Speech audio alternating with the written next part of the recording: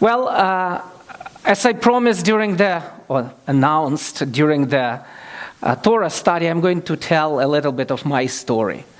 And about, maybe better to say God's story in my life. I was born and raised not in Russia, by the way, in Ukraine.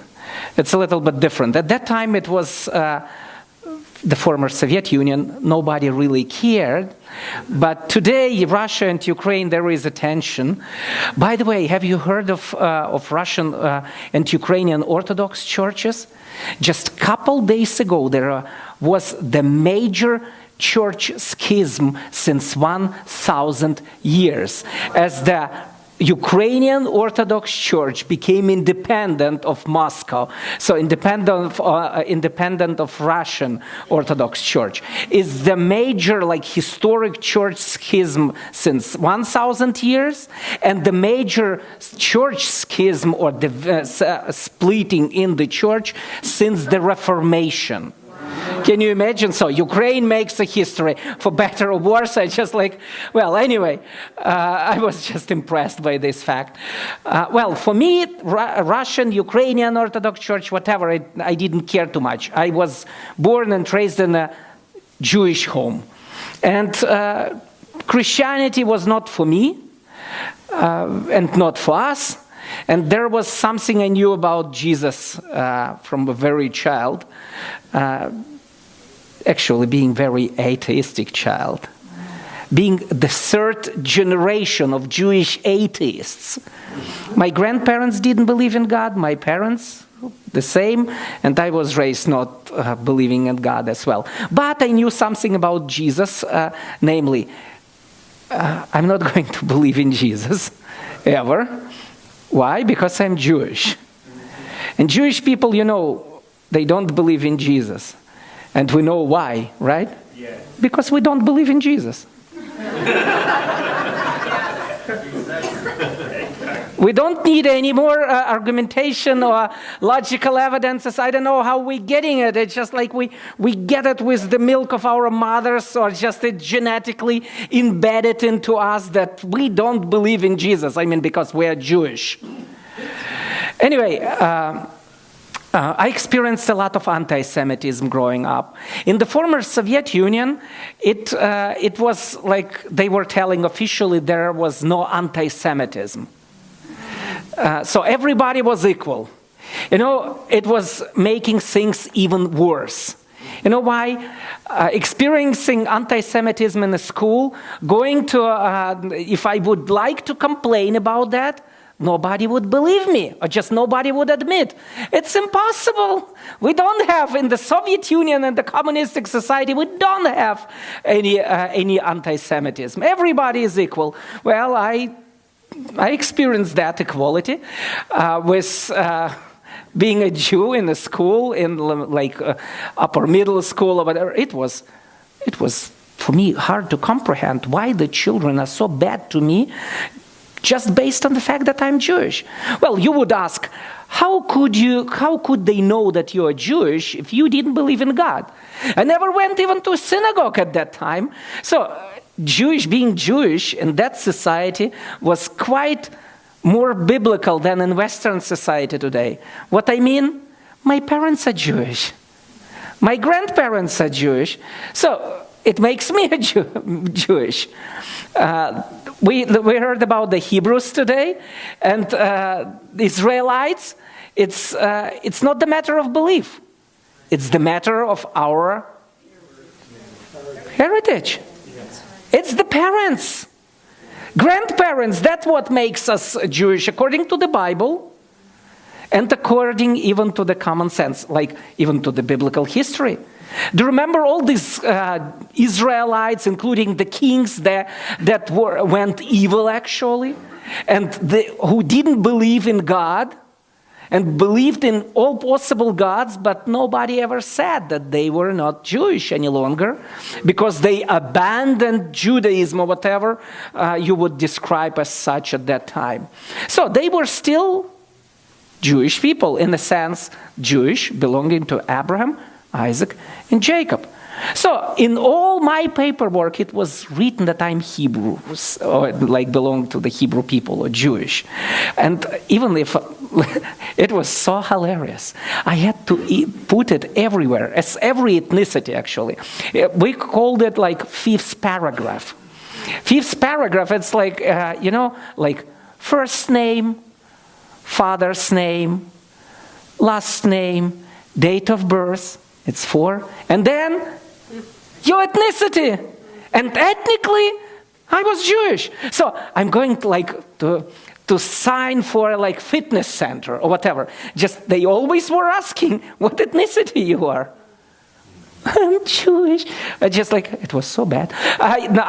My dream of old was to become a Russian or Ukrainian or whatever. Just like fifth paragraph to be like something else, but not Jewish. My dream came true later, but I will get there. As the former Soviet Union began to collapse, and I know you are too young to recall that time. I feel ancient. Anyway, as the former Soviet Union began to collapse, suddenly the doors went open for the Jewish people to go out. It was like Egypt experience, Exodus from Egypt. So to go out, and actually we could go to Israel, we could go to United States, later to Germany, or to Canada, to Australia. And everybody was, at that time, many people were willing to leave the country for the Western world. And everybody got suddenly so jealous, the Jewish people, and there was even a joke that a Jew is not a luxury, it's a vehicle. Because everybody was willing to marry a Jew to go out of the country, like to other countries. So it was, suddenly it was such a nice time for the Jewish people. The synagogues were reopening, and everybody liked us. And I remember I was a student at the university at that time, and I saw for the first time the Hebrew textbook, like modern Hebrew, Ivrit textbook, and I was just like, so precious. It was not published. It was copied on a copy machine, like old copy machine. And I was just like, it's so precious. I never bought it. Somebody gave it to me to use. So I became a very strong Zionist. I saw that everything what I need in order to be happy is to move to Israel, to live there. And I did. I went to Israel.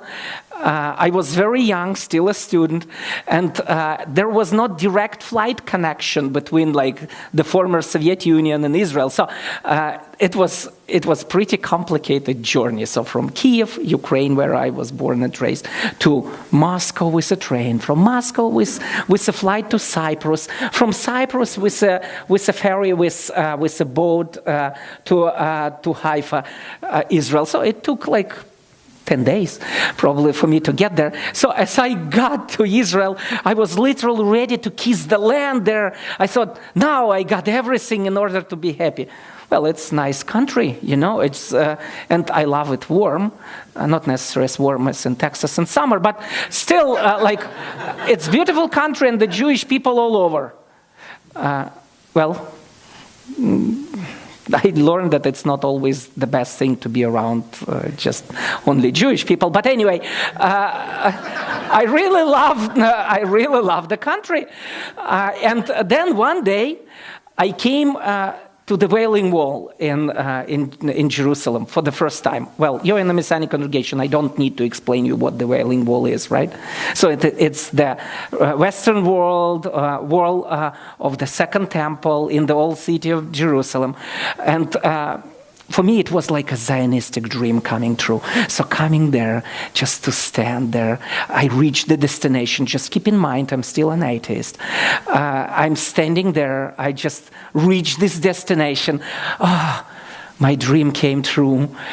And I'm coming to the wall. I touch the wall, and I instantly believed in God. So much about prepared heart. I don't know much about this, but I know that as I touched the wall, I knew that God is real. And not Yeshua in that time, but I knew that God is real. And it was like, I looked up, and if you've been at the Wailing Wall, there are like green branches growing out of the wall. And I just literally almost like could see his glory, like dwelling on these branches. A couple months later, I had to make a decision regarding the direction of my life. It was pretty like pragmatic choice to make. Namely, in Kiev, in order to get my Master of Science in Mathematics, I needed just 1 more year of studies, 2 semesters. In Israel, it would be like 4 or 5 semesters. I love Israel, I want to stay in Israel, but my parents, they're still in Kiev, they try to convince me, come and just finish it here, and then come back to Israel. I want to stay in Israel, but I want to ask God about His guidance, And I believe now in God. And there is the only way I knew to ask God at that time. It was pretty Wailing Wallish way of asking Him. You know what I mean. You write a note with your desire, you put in the Wailing Wall, and God reads all your desires, fulfills them. It's like, I don't know, it's nice. Sometimes He does, actually. So like in my case, I came there, and I worked in another part of Israel at that time. So only on Saturday I could come to Jerusalem. At that time, nothing was moving in Jerusalem on Saturday. Today, it's easier. At that time, it was harder. So I walked for a couple of hours to get to the Wailing Wall. I got there, but I believed in God, but I was not too religious. So I took like a note and the pen, and I was ready to write the question to God, and the security guard said, no, you shouldn't do that now because it's Shabbat and writing is work. Well, it was the time to make probably the first theological decision in my life. Is God sleeping today? Is His office closed? I need to talk to Him now. And I went around the corner there for nobody to see me writing, and I wrote like, please show me the direction for me to go, and I promised that I will never complain about that. It was a foolish promise, right? So the very next day, he sent me back to Ukraine, and I was complaining like crazy. But on the way, again, the same road. So from to Haifa, to the Hafen there, then from Haifa to Cyprus, then from Cyprus to Moscow, then from Moscow to Kiev. Well, on the boat from Haifa to Cyprus, look, I was a student, no money, so the only ticket I could buy was just like standing ticket on the deck, so like no even cabin, just like sitting somewhere on the floor on the deck. But anyway, it was warm, and 2 other students or some guys, backpackers, came to me and asked me what language I'm speaking the best. Russian, and they gave me the New Testament in Russian. And I just like, New Testament? Well, I knew it's an anti-Semitic book. Right? No, wrong. But today I know that it's just like, that it's a bestseller of Jewish literature. Yeah. It's written by the Jews, for the Jews. So, but at that time, it was completely different approach. But I love books so much. I couldn't say no to any book. Even if somebody would give me a Quran, I would take it, just because it's a book. So, praise God that I got the New Testament and not the Quran. But as I took this New Testament, and it was sort of prophetic. As I came back to Kiev, I met my old Jewish friend, and he started talking to me. Meanwhile, he became a believer in Yeshua, or at that time in Jesus. I mean, it's the same. I mean, but he was part of a nice Christian church, probably like Baptist church. Even I can't remember. Probably Baptist. And he started talking to me about this guy Jesus, and it was like, seriously? Wow. Look at you. You look Jewish. You are Jewish. I know. So Jesus. Again, it's not for us. But his message to me was pretty direct. Sort of like, you're a sinner. You got to believe in Jesus. If you don't believe in Jesus, you're a toast. So you're in trouble. I didn't like it. I didn't like that, and I consider him to be crazy. But at the same time, I envied him. His life changed. He seemed to have everything what I was missing. He was like confident, forgiving, loving, like peaceful. The peace and rest of God was in him, and I was so anxious about everything. And as I was taking special exams, I got to go to my friend, telling him something like, "Would you pray to your Jesus for your Jesus to help me?"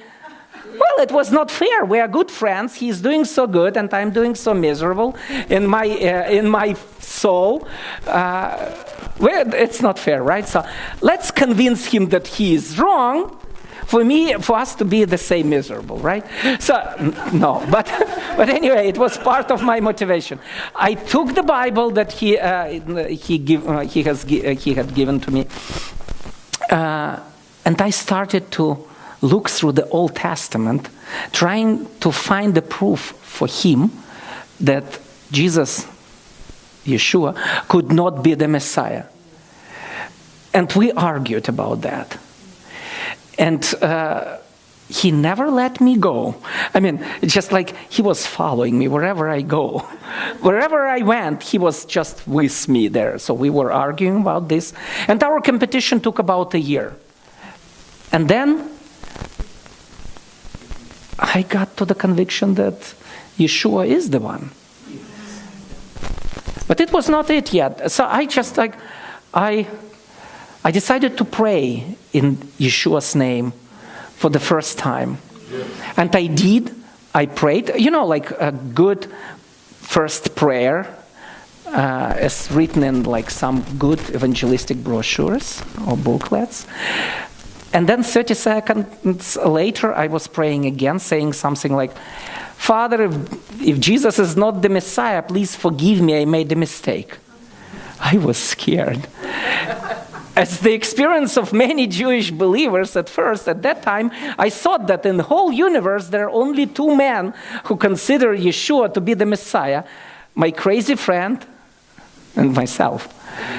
What would my parents tell about that? Or other Jewish people? Or why rabbis don't? All this package was in my hand and in my heart. Just, what can I do? So for 3 more months, I was just like bouncing between believing in Yeshua and just not because of other Jewish people. And then like 3 months later, God put me in a situation where I needed him badly. When I needed him so badly that, and at the same time, for the first time in my life, I knew that I'm a sinner. Maybe it's easier for we know everybody is a sinner, right? I knew that as well. Everybody except me.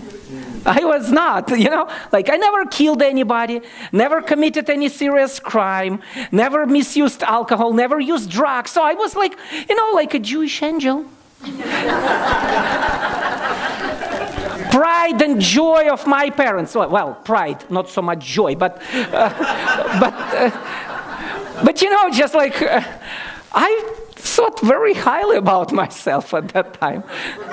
And suddenly, I'm a sinner. God opened my eyes to see so much uncleanness in my soul, in my heart, hate, unforgiveness, jealousy, envy.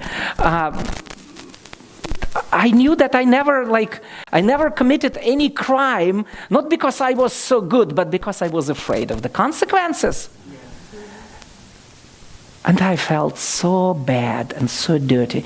And it was like a stone on my shoulders, heavy, unbearable stone on my shoulders. And I knew that exactly this sin doesn't let me to experience His peace, His joy, His help, etc.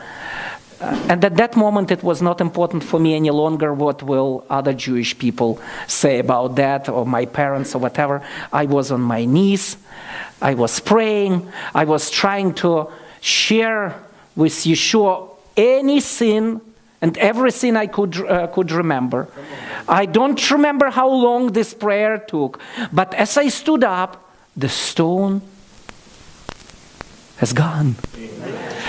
Praise God. And I was just like, I thought I can fly. I felt like a bird, I was flying for 2 weeks. Then God brought me back to earth. I'm walking since then. But still, I still believe that Yeshua is the best what happened to my life. It's so great to be with Him. I knew that I'm forgiven. I knew that the new life began. I even hasn't realized that at first. It was just like, great. The very next morning, and I prayed at home, I came to the place to the place I worked, and my colleagues, they couldn't find a hiding spot from me. I was following them, telling them just like, you got to believe in Yeshua, in Jesus. They were Gentiles, so you got to believe in Jesus. It's the best. He changed your life. He forgives your sin. He just like everything. It's so exciting. Well, the same day I went to the streets of Kyiv, preaching the gospel there. Now consider, I never read the New Testament, and I never attended any Messianic or church service. What did I preach? I don't remember, but people were getting saved. So anyway, the very same night, the night of that day, I came to a Messianic congregation in Kyiv, and I stayed there, and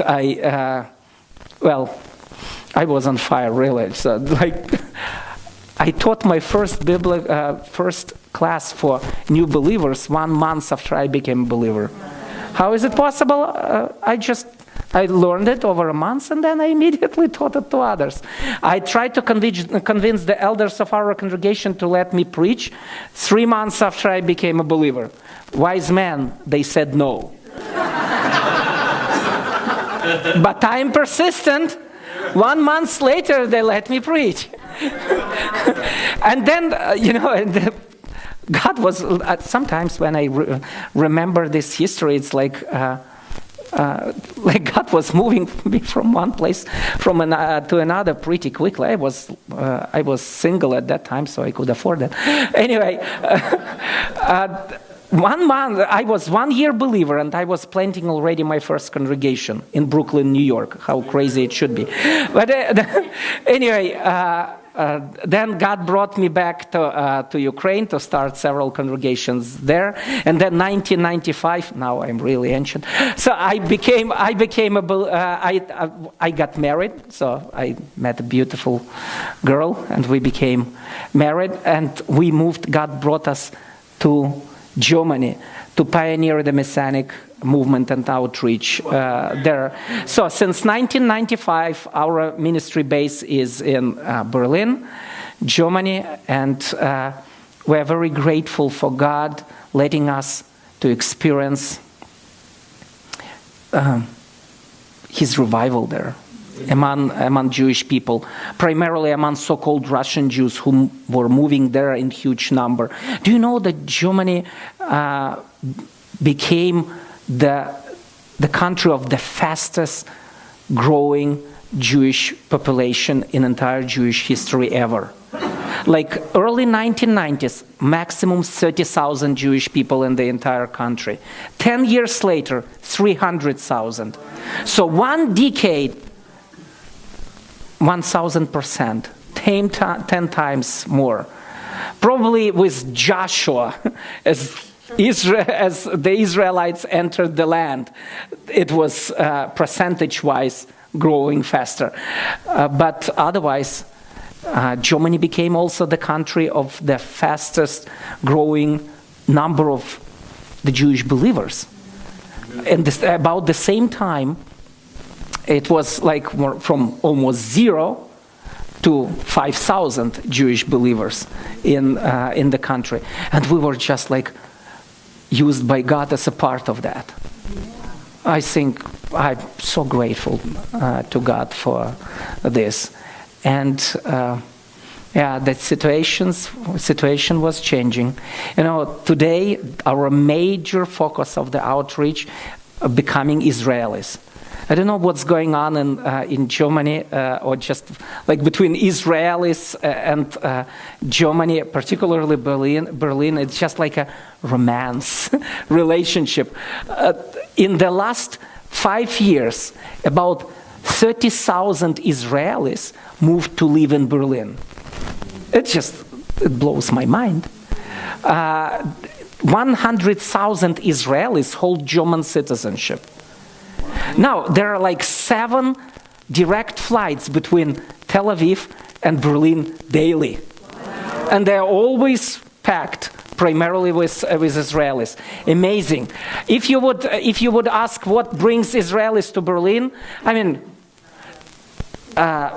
pragmatically, humanly speaking, it's probably like, European culture, cheaper, so prices are lower, job opportunities, studies, doctoral studies, postdoctoral studies, opening new businesses, enjoying the culture. Believe it or not, also like some freedoms. We have many young Israelis who are from the Tel Aviv area. So many of them are located in the homosexual quarters of Berlin. Yeah, because it's just like free. Let's move to Berlin. Many visit. Well, when we do events for them, and we do like eat and talk events or stuff, so we invite Israelis for Shabbat evenings, and we have fellowship meal, and also we have like spiritual subjects we're talking about. The interest is big, but I never thought that I'm going to like do counseling for secular Israeli who is just telling me, I'm so sorry, my life is broken because my boyfriend, I mean, it's a man who tells me that his boyfriend abandoned him now, and just like, what can I just how to do counseling? So I'm learning new things for me as well. And the Israeli tourists who are coming to Berlin, they love to see Berlin, but there is also like very interesting type of tourism, shopping tourism. The prices in Berlin are lower, and the round trip is like less than $200.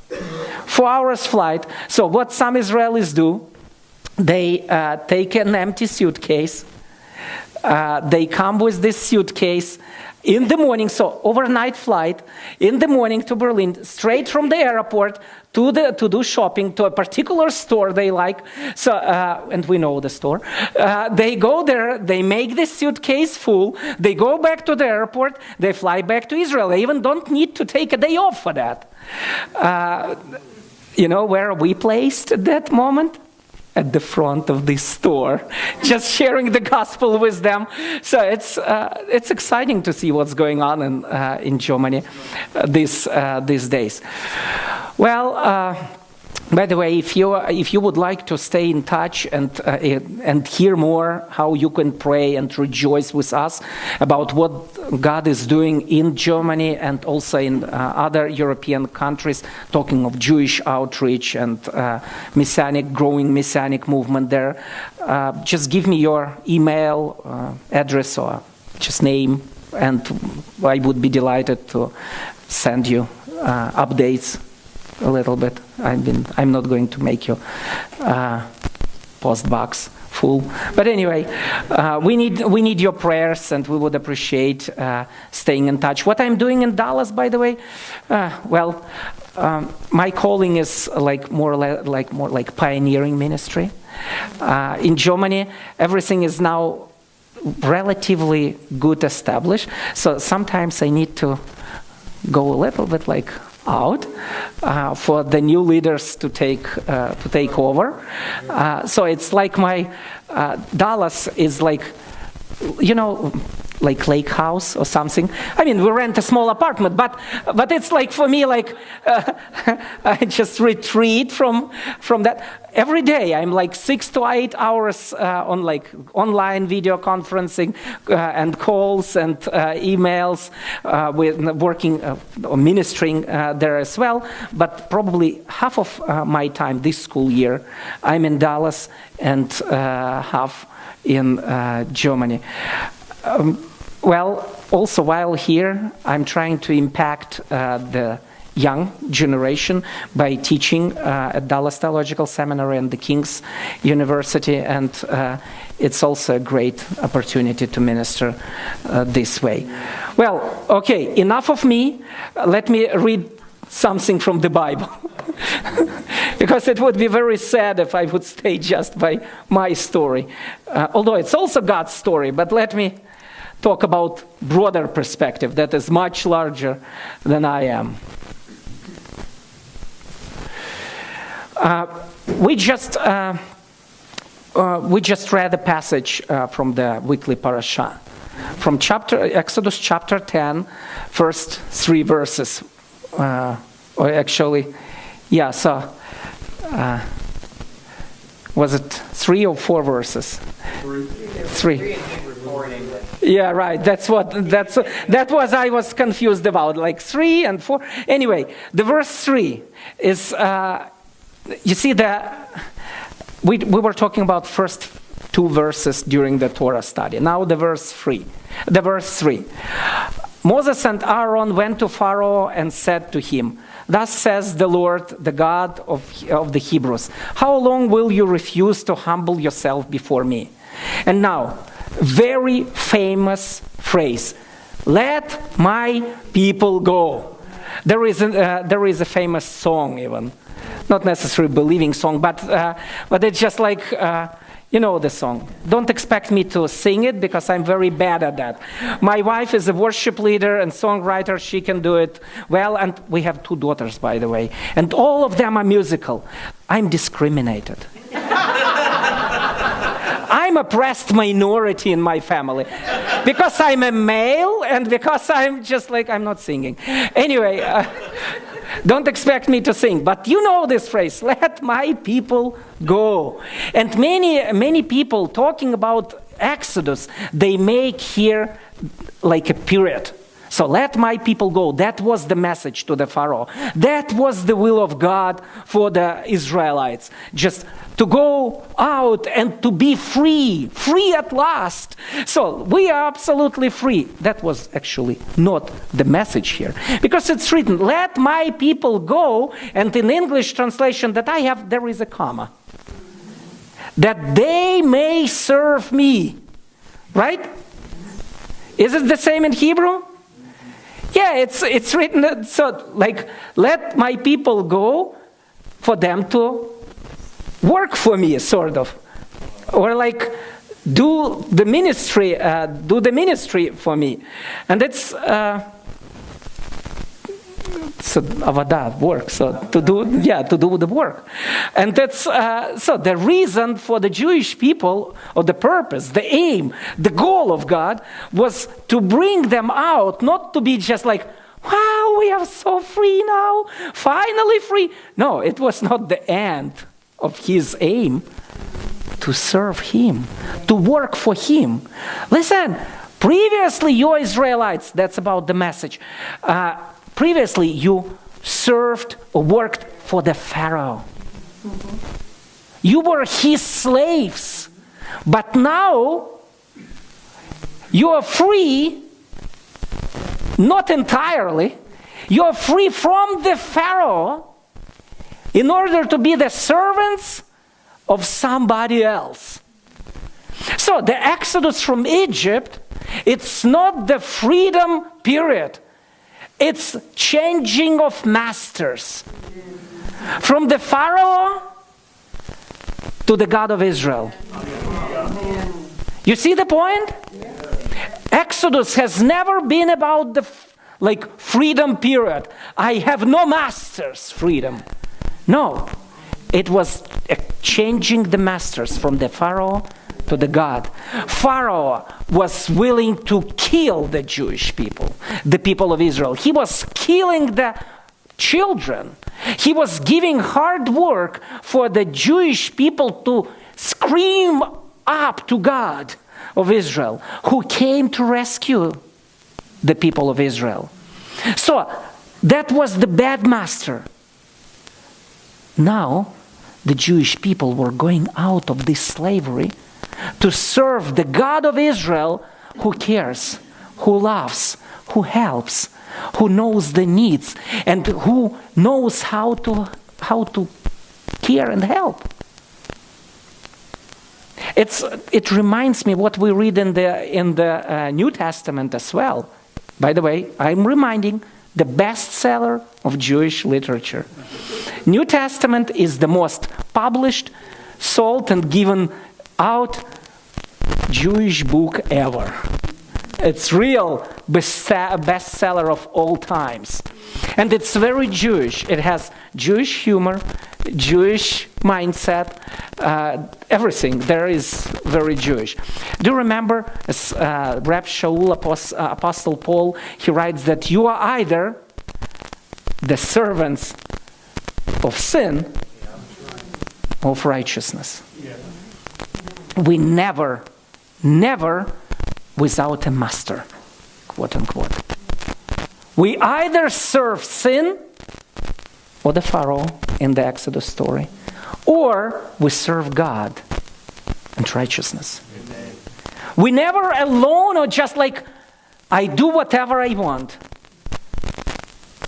There is here, it's not like biblical and right either or. Both and. It's always like either or. Unfortunately, we try to do both and. You remember this morning Torah study? I was telling that Jewish theology is based not upon either or, but both and. That's not the theology. That's the reality. The problem is we try to mix. You remember Jewish people or the people of Israel went out of Egypt, and then they constantly were willing to go back. They were screaming to God how bad it was. Just lead us out. We need your help, etc. And then short time later, oh, it was so good there. And the food was so delicious. And the fish was for free. I have no idea why they remember that fish was for free. In what sense it was for free. Anyway, and they remember garlic in Egypt. Who would remember? Anyway, so just everything was so sweet. Even garlic was sweet there. Just let's go back to Egypt. We need somebody to lead us back there. Can you imagine? It reminds me myself also in moments. We try to leave the boss masters, but nobody can serve to two masters. It's impossible. Our Messiah said this. So just go out, let my people go, so that they may serve me. Change the master.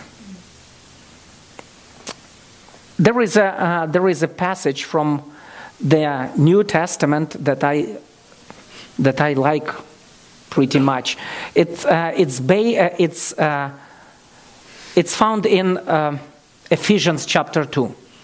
Do you remember what Ephesians chapter 2? What is there very important for Messianic congregation and for Messianic movement and for Jew-Gentile relationship? Do you remember? Yes, one new man. One new man. Just Paul writes, you used to be Gentiles, separated from everything. There was the wall that was keeping you out. Well, wall, today it's politically very heavy term, word, right? So it was like the wall built not by Donald Trump, but by God with his Torah previously, the wall to keep Gentiles out of all the blessings that were there for the Jewish people, sort of. And in Yeshua, the wall was turned down. Sometimes in Christianity, sometimes. In many cases, it's understood now the wall is down for the Jewish people to go out. Free, just let's eat what and so forth. So let's go out. No, that's not what Paul is writing about. The wall is down not for the Jewish people to go out, but for the Gentiles to come in. That's the thing. And this one new man, it's not like Martian man from another planet, and it's not necessarily a new race. This man looks pretty Jewish. I mean, the new man of Ephesians chapter 2, because according even like taking the illustration from Romans, grafting in. So it's just like the wall is down. Welcome. And it's done all by grace. Paul is pretty clear. It's just by grace. In Yeshua, changed everything. And in the Messianic societies, in the Messianic movement, we emphasize this second part of Ephesians 2 so much that sometimes we forget or disregard or not paying too much attention to the part 1 of Ephesians chapter 2. Let's read it this afternoon. So, chapter 2, I'm going to read from verse 1 through verse 10. And you were dead in your trespasses and sins, in which you formerly walked according to the curse of this world, according to the prince of the power of the air, of the spirit that is now working in the sons of disobedience. Among them, we too all formerly lived in the lusts of our flesh, indulging the desires of the flesh and of the mind, and were by nature children of wrath, even as the rest. But God, being rich in mercy, because of his great love with which he loved us, even when we were dead in our transgressions, made us alive together with the Messiah. By grace you have been saved, and raised us up with him, and seated us with him in the heavenly places in Messiah Yeshua, so that in the ages to come he might show the surpassing riches of his grace in kindness toward us in the Messiah Yeshua. For by grace you have been saved through faith, and that not of yourself, it is the gift of God, not as a result of works, so that no one may boast. For we are his workmanship, created in Messiah Yeshua for good works, which God prepared beforehand so that we would walk in them. I love this passage. I was dead. I was hardened. My heart was not necessarily prepared. I was just very proud, very stubborn, very much in love with myself. I was an atheist. I was lost. And God's grace, God's mercy made me alive. I was like dislocated. It was like, as I prayed back then in my story that I shared, it was my exodus out of quote-unquote Egypt.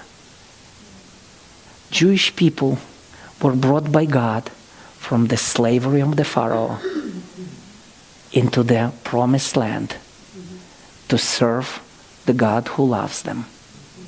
In my case, according to Ephesians 2, I was resurrected, taken out of the void, meaningless, ungodly life, and placed in completely different location. And this location here is described, He placed us. Have you noticed where? Where are we placed right now? In heavenly places. Listen, in Yeshua, we already, it's the past tense, we already sit in heaven, like on a cloud, and just like, we're cloud people. We're already like in heavenly places. So it's complete relocation to a new geographic even location that we have by His grace. And it's not of me. When I read the first 9 verses, there is nothing about me. Nothing. The same like in following verses about Jew and Gentile together as one new man, there is nothing what Gentiles could do for that, or the Jewish people. It's just His grace. He takes us and He brings us. And do you remember what Jewish people did as they were going out of Egypt? They got to take everything what they could take with them. Everything else was left there. We were relocating, we were moving, immigrating or migrating from one country to another. The same is with this relocation. We got to take everything and move from one place to another. And leave everything what is not to take with behind. Amen. That's what Yeshua said. Don't turn back. There is probably fish for free, but it's not for us to care for. There is probably garlic and other sweet stuff, but it's not for us to turn back.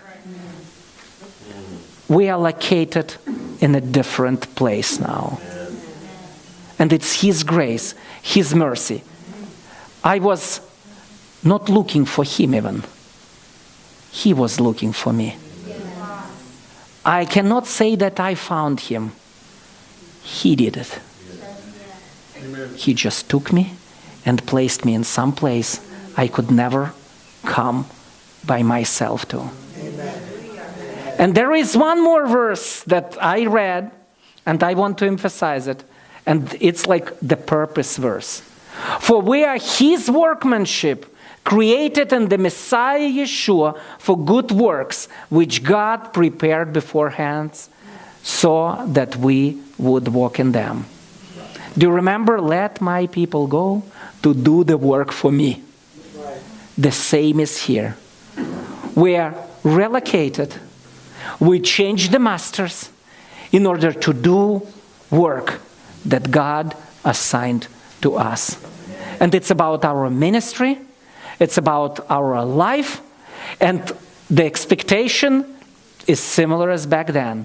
Be holy as I'm holy. Amen. Do what I do, with other words. We have a task to do. Each of us, we have a task. And I want to encourage you to pray for you and for each other to fulfill the tasks that God placed in His plan for us. We are saved by grace, but this grace is not cheap. Yeshua paid a very high price for us to be in a new place and to be in a new man.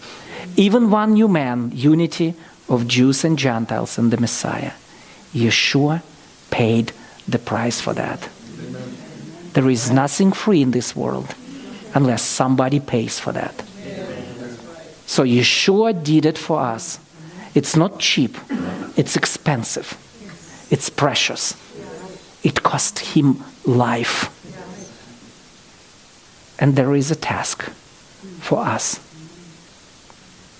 He asks us to do something.